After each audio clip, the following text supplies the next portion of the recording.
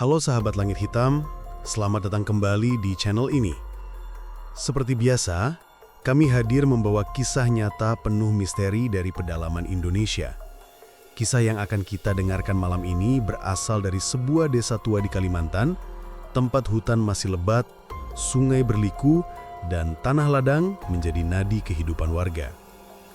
Cerita ini mengisahkan seorang lelaki tua bernama Mbah Teguh yang hidup sederhana sebagai petani. Namun, suatu malam di ladang, ia bertemu dengan seorang gadis cantik misterius yang ternyata berasal dari Kampung Bunian, sebuah dunia gaib yang jarang terungkap. Pertemuan itu membawa Mbah Teguh dalam pengalaman mistis yang tak pernah ia bayangkan sebelumnya. Apakah gadis itu benar-benar manusia? Atau hanya tipuan dari penghuni gaib yang ingin menarik Mbah Teguh masuk ke dalam dunia mereka? Mari kita ikuti cerita ini dengan seksama, karena setiap detailnya menyimpan rahasia. Malam itu, udara terasa lembab, embun mulai turun dari pucuk-pucuk ilalang, dan kabut tipis menggantung rendah di antara pohon karet yang mengelilingi ladang. Mbah Teguh baru saja selesai membersihkan rumpun padi, lalu duduk di pematang tanah dengan rokok kretek menyala di bibirnya. Suasana sunyi, hanya sesekali terdengar suara jangkrik bersahutan dari semak. Bagi orang-orang desa, malam di ladang bukan waktu yang asing. Banyak warga yang sengaja tidur di gubuk ladang untuk menjaga hasil panen dari gangguan babi hutan atau pencuri. Namun, Mbah Teguh selalu sendirian. Usianya sudah lanjut, istrinya telah lama meninggal, dan anak-anaknya merantau jauh. Ladang inilah satu-satunya teman setianya. Saat ia hampir terlelap, tiba-tiba terdengar alunan musik yang asing. Suara petikan gambus yang merdu mengalun dari balik pepohonan. Nadanya lembut, namun terasa menusuk hati, seakan memanggil siapapun yang mendengar. Mbah Teguh terperanjat.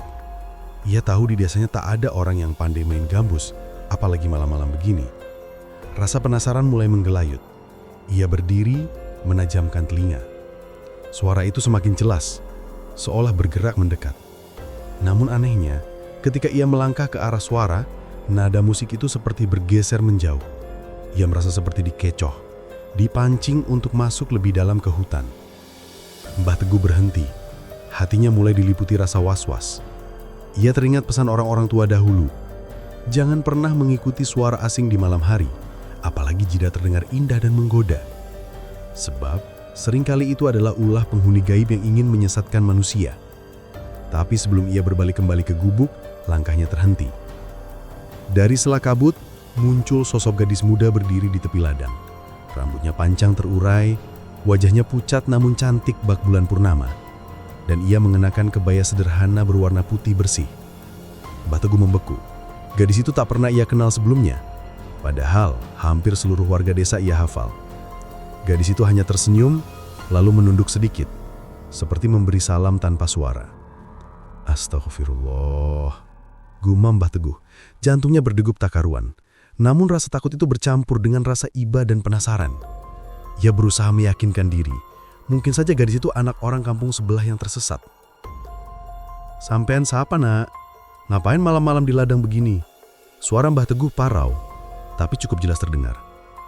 Gadis itu tidak menjawab. Ia hanya menatap dengan mata yang dalam, seolah membawa ribuan rahasia. Tiba-tiba, dari kejauhan, terdengar lagi petikan gambus. Kali ini lebih pelan, seperti sengaja mengiringi kemunculan gadis itu. Mbah Teguh merasakan hawa dingin merayap ke kulitnya. Kakinya berat untuk melangkah mundur, seakan ada yang menahan. Gadis itu kemudian melangkah perlahan ke arahnya, dan setiap langkahnya tidak menimbulkan suara, meski tanah ladang basah oleh embun. Dalam hati Mbah Teguh membaca doa-doa yang ia hafal sejak kecil. Tapi anehnya, semakin ia berdoa, semakin kabur pandangannya. Suara gambus yang tadinya samar, kini memenuhi seluruh pendengarannya, membuatnya hampir tak bisa berpikir jernih. Hingga akhirnya, jarak mereka hanya tinggal beberapa langkah. Gadis itu berhenti, lalu berkata dengan suara lirih, "Mbah, ikut saya sebentar. Ada yang ingin saya tunjukkan." Kalimat itu membuat darah Mbah Teguh berdesir dingin. Ia tahu betul, inilah godaan yang sering diceritakan orang tua dahulu, ajakan halus dari penghuni Kampung Bunian. Tapi kenapa ia merasa tubuhnya tak sanggup menolak? Malam itu, di ladang yang sunyi, Mbah Teguh menyadari satu hal. Hidupnya akan berubah selamanya setelah bertemu dengan gadis cantik misterius tersebut. Angin malam berhembus pelan, membawa aroma tanah basah dan daun pisang yang baru saja diguyur embun. Di depan Mbah Teguh, gadis cantik itu masih berdiri dengan tatapan yang sulit dijelaskan. Senyum tipisnya membuat bulu kuduk Mbah Teguh meremang, tapi entah kenapa ada rasa halus yang menenangkan sekaligus mencekam. "Sebentar saja, Mbah, jangan takut." Suara gadis itu terdengar lagi, lirih tapi jelas, seperti bisikan yang langsung masuk ke telinga tanpa melewati udara. Mbah Teguh menelan ludah. Dalam kepalanya, ia berusaha berpikir jernih. Seumur hidupnya ia sudah sering mendengar cerita orang tua tentang makhluk bunian. Konon, mereka sering menjulma manusia cantik atau tampan, datang malam-malam dan mengajak orang masuk ke dalam dunia mereka. Banyak yang tak pernah kembali, hanya meninggalkan jasad tanpa ruh. Namun anehnya, kali ini Mbah Teguh tidak langsung lari. Ada rasa iba melihat gadis itu berdiri sendiri di tengah ladang. Seolah ada daya tarik yang memaksanya untuk percaya, meski logikanya menolak. "Sampean dari mana? Orang kampung sebelah kah? Apa kesasar?" tanya Mbah Teguh dengan suara bergetar. Gadis itu hanya menggeleng pelan. Rambut panjangnya ikut bergoyang, berkilau samar diterpa cahaya bulan. "Saya bukan dari kampung sebelah. Kampung saya, tidak semua orang bisa melihatnya." Kalimat itu membuat tubuh Mbah Teguh kaku. Kata-kata itu sudah cukup menjelaskan bahwa gadis ini bukan manusia biasa. Tapi sebelum ia sempat mundur, gadis itu sudah mengelurkan tangan. Jemarinya putih pucat, lembut bak kapas, tapi terasa dingin bagai embun gunung. Mbah Teguh berusaha menarik tangannya, namun tubuhnya seperti kehilangan tenaga. Hanya butuh satu sentuhan dan ia merasa seluruh persendiannya lemas, seolah-olah ia sedang dipandu, bukan dipaksa. "Kalau saya ikut, saya bisa pulang lagi kan?" tanya Mbah Teguh dengan nada cemas mencoba menawar nasibnya. Gadis itu tidak menjawab. Ia hanya tersenyum samar, lalu menoleh ke arah hutan yang gelap. Musik gambus kembali terdengar. Kali ini lebih jelas, seakan datang dari balik pepohonan. Alunan nadanya tidak hanya terdengar, tapi juga terasa di dada, membuat hati Mbah Teguh bergetar. Langkah demi langkah mereka berjalan meninggalkan ladang. Rumput ilalang bergoyang seperti memberi jalan, dan kabut semakin tebal hingga hampir menutupi cahaya bulan. Mbah Teguh merasakan ia sedang menyeberangi batas dunia yang tidak terlihat. Beberapa kali ia mencoba berhenti, namun kakinya justru melangkah sendiri. "Astagfirullah, apa yang terjadi sama aku?" desisnya.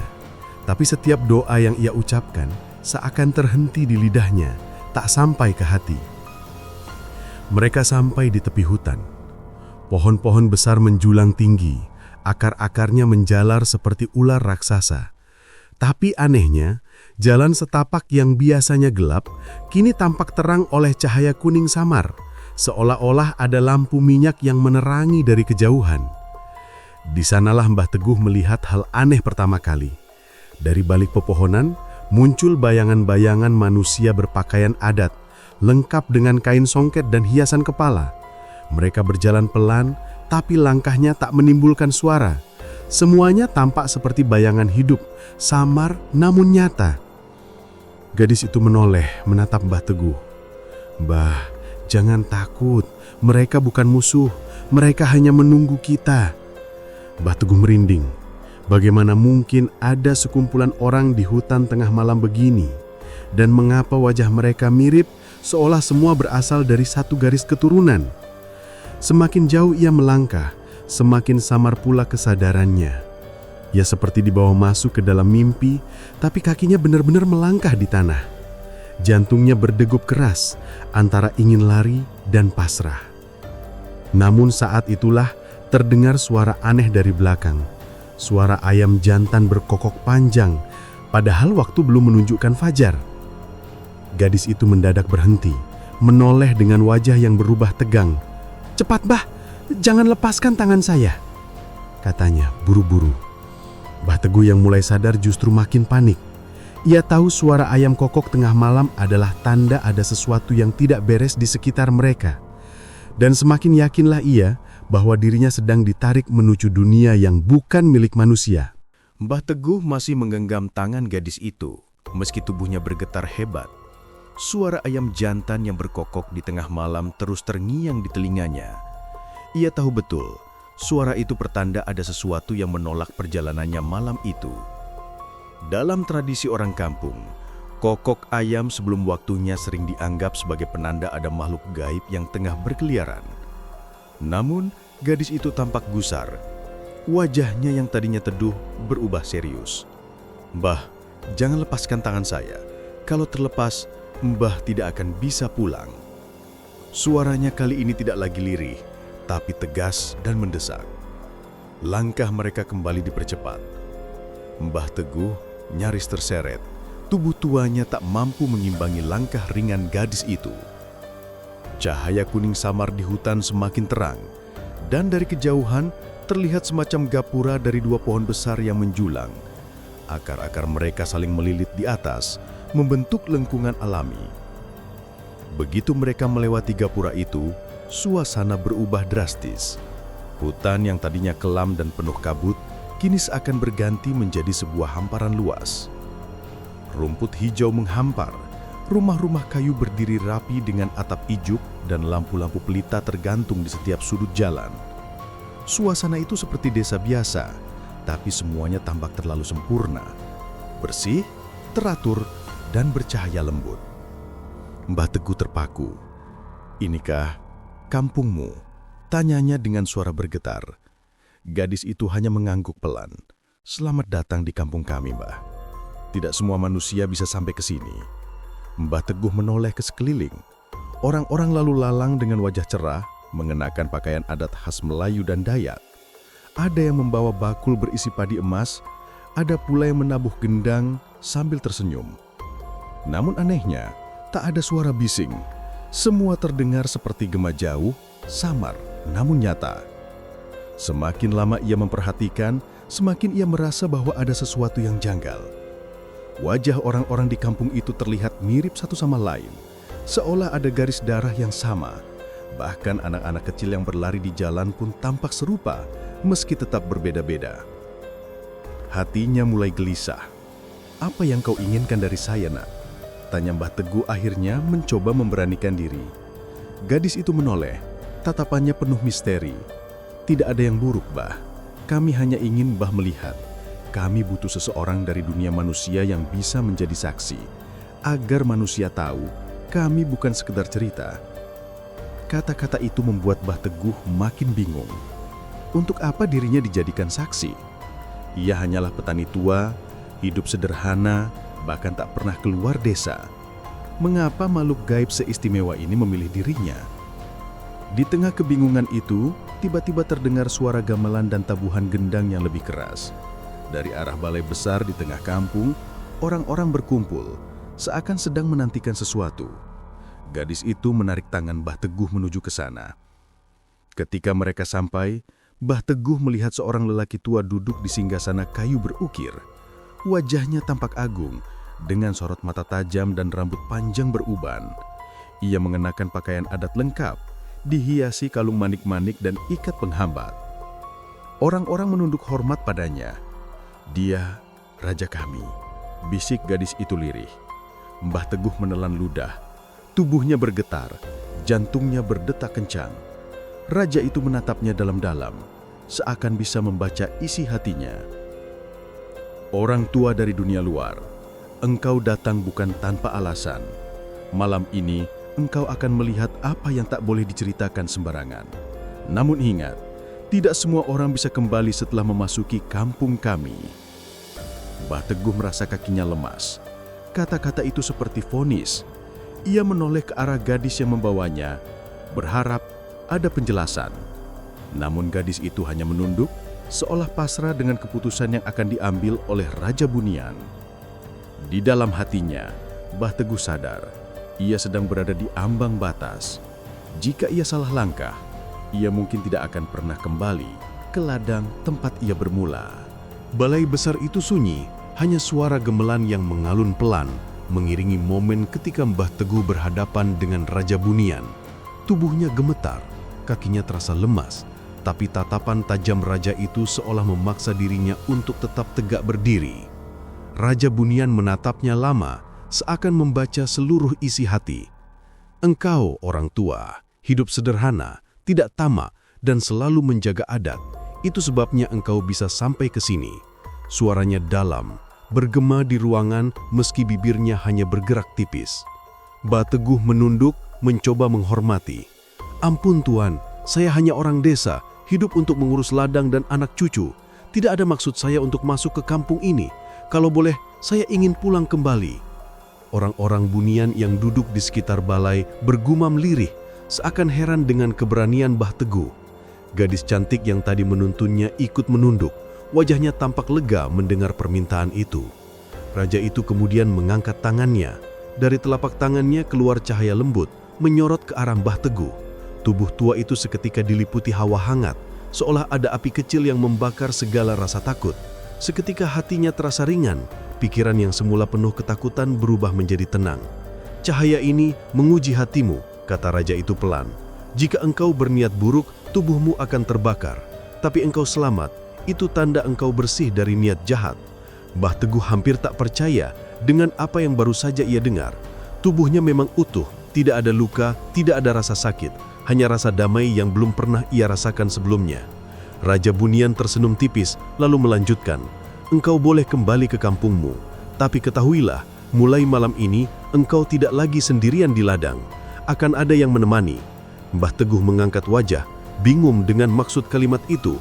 Tapi sebelum ia bertanya, raja memberi isyarat pada gadis cantik yang tadi membawanya. Gadis itu maju ke depan, menunduk hormat. "Dialah yang akan menemanimu," ujar raja. "Namanya Sari. Ia dari kampung ini, tapi sejak kecil selalu ingin tahu dunia manusia, maka kami titipkan ia kepadamu. Jangan khawatir, hanya engkau yang bisa melihatnya." Mbah Teguh terperangah, hatinya campur aduk, antara lega karena bisa kembali dan gentar karena harus ditemani makhluk gaib. Ia ingin menolak, tapi lidahnya keluh. Dalam hati ia hanya bisa pasrah. Tak lama kemudian, suasana kampung itu mulai memudar. Cahaya pelita meredup, rumah-rumah kayu menghilang, dan orang-orang Bunian seperti kabut yang tertiup angin. Hingga akhirnya, Mbah Teguh tersadar kembali, sudah berdiri di tepi ladangnya sendiri. Rokok kretek yang tadi ia hisap masih mengepulkan asap di bibirnya, seolah waktu tidak pernah bergerak. Tapi di sampingnya, berdiri gadis itu, Sari, masih dengan kebaya putihnya, menatap dengan senyum lembut. "Mulai sekarang, Mbah, setiap Mbah ke ladang, saya akan ikut. Jangan takut, saya hanya menemani, tidak akan mengganggu." Suaranya tenang, namun membuat bulu kudut Mbah Teguh berdiri. Mbah Teguh hanya bisa mengangguk pelan. Malam itu ia pulang ke rumah dengan pikiran berkecamuk. Ia tahu hidupnya tak lagi sama. Setiap kali ia kembali ke ladang, sosok gadis Bunian itu selalu ada di sisinya. Kadang duduk di pematang, kadang ikut memetik rumput, kadang hanya sekedar menatapnya dalam diam. Desa mulai heboh. Orang-orang mengira Mbah Teguh sering bicara sendiri di ladang atau duduk lama sendirian tanpa bergerak. Mereka tak tahu bahwa ada sosok yang menemaninya, sosok yang tak bisa dilihat oleh mata manusia lain. Bagi Mbah Teguh, ini bukan sekedar misteri, ini adalah titipan dan juga beban. Ia harus menjaga rahasia gadis itu, sekaligus menjaga dirinya sendiri agar tidak terbawa semakin jauh ke dunia Bunian. Hari-hari Mbah Teguh setelah malam itu tak lagi sama. Setiap kali ia turun ke ladang, Sari selalu menyertainya. Ia tak pernah terlihat oleh orang lain, hanya oleh Mbah Teguh. Namun, kehadirannya begitu nyata. Kadang Mbah Teguh merasa ladangnya lebih terurus, padahal ia tak merasa mengerjakan semuanya seorang diri. Suatu pagi, Mbah Teguh berangkat ke ladang lebih awal. Embun masih menetes di ujung daun dan jalan setapak masih basah oleh sisa hujan semalam. Sesampainya di pematang, ia terkejut melihat rumpun padi yang kemarin masih dipenuhi gulma kini tampak bersih rapi.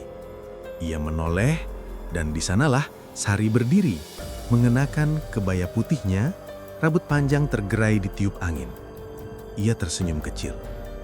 "Saya sudah bantu Mbah, biar Mbah tidak terlalu capek." Mbah Teguh terdiam. Ada rasa syukur, tapi juga rasa takut. Ia tahu ladang itu saksi banyak rahasia. Namun dengan kehadiran Sari, semuanya terasa lebih ringan. Seorang ladang itu bukan lagi tempat yang sepi, melainkan rumah kedua yang selalu ramai dengan keberadaan sosok tak kasat mata. Namun, perubahan Mbah Teguh mulai diperhatikan oleh warga desa. Mereka sering melihatnya duduk sendiri di gubuk ladang sambil berbicara, tertawa, bahkan terkadang mengangguk-ngangguk seakan sedang diajak bicara seseorang. "Si Imbah itu makin aneh saja," bisik seorang ibu di tepi jalan pasar. "Setiap hari ke ladang sendirian, tapi katanya suka bicara sama orang yang gak ada." "Jangan-jangan diajak bunian," jawab yang lain dengan nada setengar berbisik. "Kau tahu kan, ladang di pinggir hutan itu memang terkenal angker." Kabar itu menyebar cepat. Ada yang takut, ada juga yang penasaran. Namun Mbah Teguh tak terlalu memikirkan omongan orang. Baginya, yang terpenting adalah ladangnya subur dan hatinya tenang. Setiap kali ia mulai mencangkul atau menyiangi padi, Sari selalu muncul. Kadang ia duduk di tepi pematang sambil menatap lembut, kadang ikut merapikan rumput liar dengan tangan halusnya. Aneh memang, tapi hasilnya nyata. Padi Mbah Teguh tumbuh lebih cepat dan lebih gemuk dibandingkan ladang milik orang lain. "Kalau begini, rezekimu akan melimpah, Mbah," kata Sari suatu sore ketika mereka duduk bersama memandang matahari turun di ufuk barat. Suaranya lembut namun penuh keyakinan. Mbah Teguh hanya menghela napas.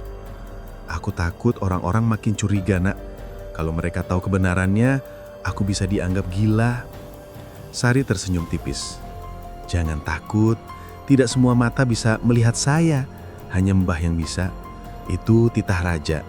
Anggap saja saya ini cucu atau anak yang nemenin Mbah di ladang. Tidak ada yang berani mengganggu." Namun tetap saja, rasa cemas itu tidak hilang. Suatu ketika, seorang tetangga bernama Pak Rahman lewat di ladang. Ia berhenti sejenak melihat Mbah Teguh tersenyum-senyum sendiri sambil berbicara pelan. Dari kejauhan, tampak seperti orang tua yang mulai pikun. Bah, siapa yang Mbah ajak ngomong?" tanya Pak Rahman. Mbah Teguh terdiam, bingung menjawab. Di sampingnya, Sari hanya berdiri sambil menahan tawa kecil, wajahnya tak terlihat oleh Pak Rahman.